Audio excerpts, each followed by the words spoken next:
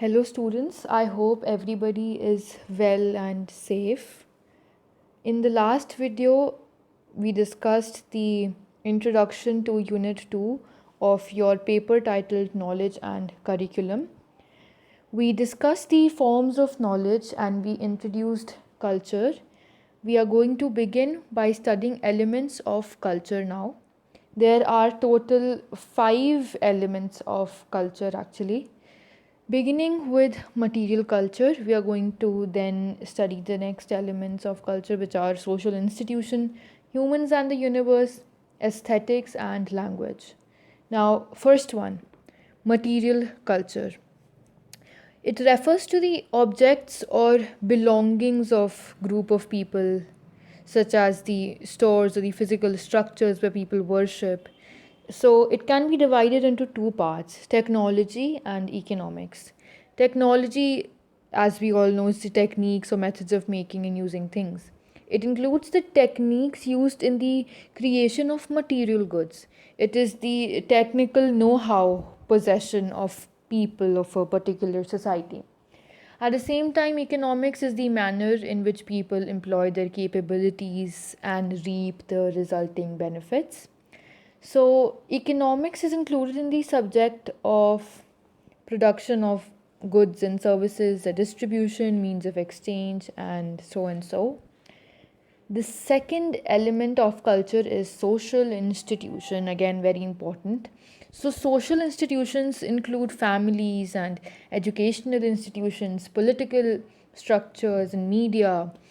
And it can be divided into four further subparts, which I've already stated. So, family is one of the most important social institutions. The concept of family differs from country to country. So, as we know, in the more Western cultures, we have got more inclination towards nuclear families, and in the more Eastern cultures, we've got an inclination towards joint families. But again, it's not the rule, and we are merely generalizing. But yet we have these classifications. And then, secondly, educational institutions, they help the process of transmitting skills, ideas, and attitudes in training of particular disciplines. And we have also got different educational institutions as per various geographical places and across cultures.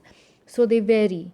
Similarly, so do the political structures, which may stress single person rule or like anarchy, democracy. And lastly, we have media. Now, culture is greatly influenced by media. To spread any propaganda or agenda, media plays a very important role, and it very closely traces the culture. We can very well observe from the kind of advertisements we get how culture is very closely incorporated to sell a product. So media is reflective of culture of a country, but at the same time it is also influenced by the culture. The third element of culture is human and the universe. There are two major subcategories of this, which is religion and belief system, very closely associated. So, religion is one of the most sensitive elements of the culture. It is the guiding force defining humankind's relationship with the supernatural, right? And religion affects people's habits as well, their outlook on life, the things they buy, the things they you know read, and all that. But belief system at the same time differs from culture to culture.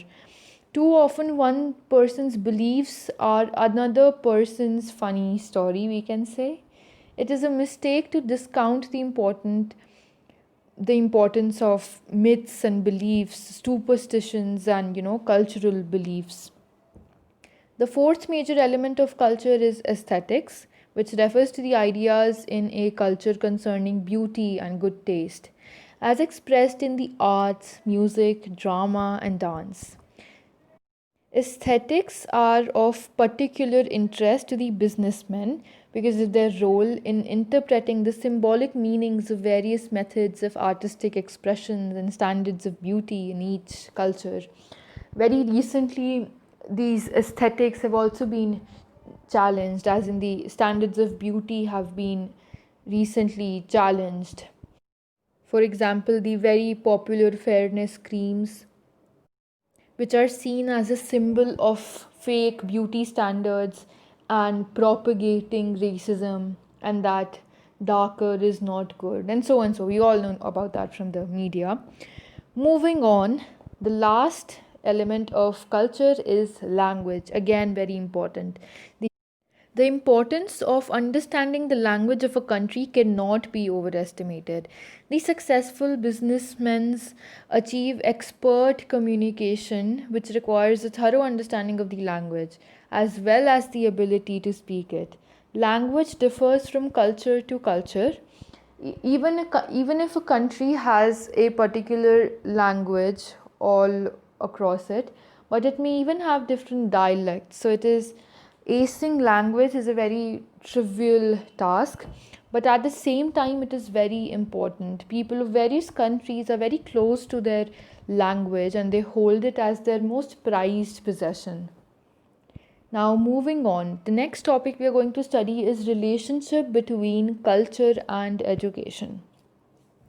Education is an instrument of cultural change. Education can impart knowledge, training, and skills, as well as inculcate new ideas and attitudes among people. Thus, culture plays an important role in the life of a person. To understand the nature of this importance, it will be easy to understand how education of various elements of culture can help a person. So, we are going to see how that works. Now, there are total 8 points that we are going to discuss, beginning with the adaptation to the natural environment, without which one cannot survive. Then there's also the adaptation to social environment. Culture includes customs, traditions, beliefs, and all these are very vital to adapt to one's social environment. Then there's development of personality. Personality of an individual is manifested through his pattern of behavior, a behavior that is included in the norms of that culture, which is acceptable thus. And then there is society and the need for schooling, which has two major purposes, which is to transmit cultural heritage and to improve the society as well. Then we have transmission of cultural heritage in detail, which is to perpetuate present progress. We should transmit the cultural heritage. Only physical reproduction is not sufficient. We should equip the new generation with our attainments in all fields of life. Our education should also be in consonance with the mental makeup of the students. Then another point is improvement of the society. Adjusting with the fast changing world, education must adapt itself as well for the improvement of society, which is again the common goal of a society. Then there is the role of school, which is to give up its ivory tower isolation. It must be closely linked with the society. Then there is school as a community in miniature. School is a social institution which has been established by the society for the purpose of transmitting among its members its ideas, beliefs, attitudes, which it wants to perpetuate in the individuals. The school is to be looked at not as a place where traditional knowledge is inculcated as authoritative, but as a place where experiments in life are carried on and where other experiments in life can be read about and told about because of their results, which alone they are to be judged and not by their prestige. Schools are the reflection of the larger society outside it. Schools make individuals worthy members of the society. Next, we are going to discuss the impact of culture on educational institutions in detail, followed by impact of education on culture as well.